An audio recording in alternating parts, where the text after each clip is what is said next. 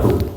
Menyatakan terdakwa Muhammad Adil telah terbukti secara sah dan meyakinkan bersalah melakukan tindak pidana korupsi sebagaimana dalam dakwaan kombinasi ke-1 pasal 12 huruf F junto pasal 8 Undang-Undang RI nomor 31 tahun 1999 tentang pemberantasan tindak pidana korupsi sebagaimana telah diubah dengan Undang-Undang RI nomor 20 tahun 2001 tentang perubahan atas Undang-Undang RI nomor 31 tahun 1999 tentang pemberantasan tindak pidana korupsi untuk pasal 55 ayat 1 ke 1 KUH pidana untuk pasal 64 ayat 1 KUH pidana dan dakwaan kombinasi kedua alternatif pertama pasal 12 huruf A untuk pasal 18 Undang-Undang RI nomor 31 tahun 1999 tentang pemberantasan tindak pidana korupsi sebagaimana telah diubah dengan Undang-Undang RI nomor 20 tahun 2001 tentang perubahan atas Undang-Undang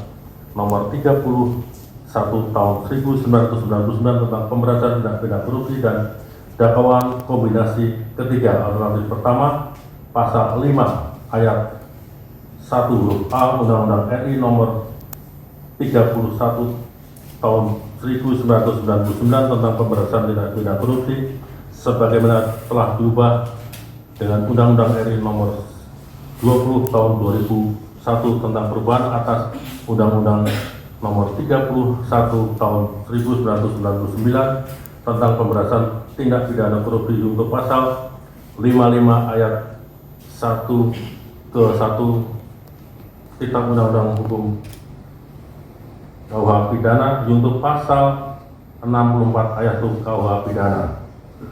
2.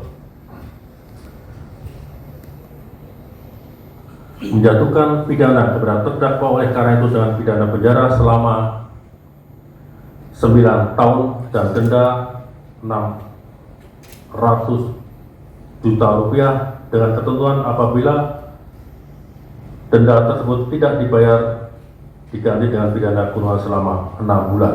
3.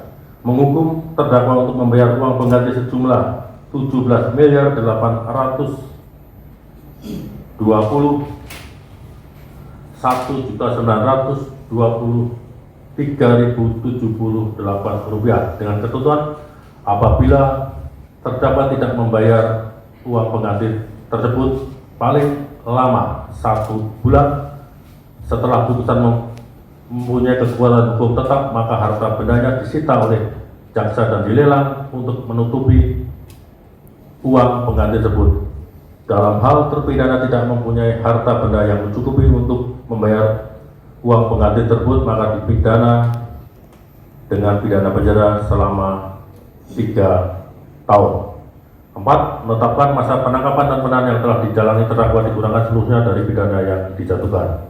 5. Menetapkan agar terdakwa tetap ditahan, menetapkan barang bukti 1 sampai dengan 474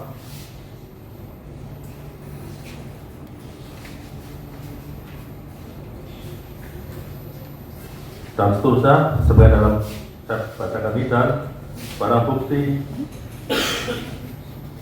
468 sampai dengan 474 dikembalikan kepada penyidik untuk dipergunakan dalam perkara lain.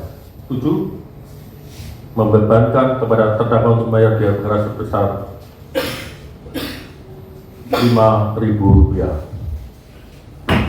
Silakan dulu. Demikian diputuskan dalam rapat permusyawaratan majelis hakim pengadilan tindak pidana korupsi pada Pengadilan Negeri Pekanbaru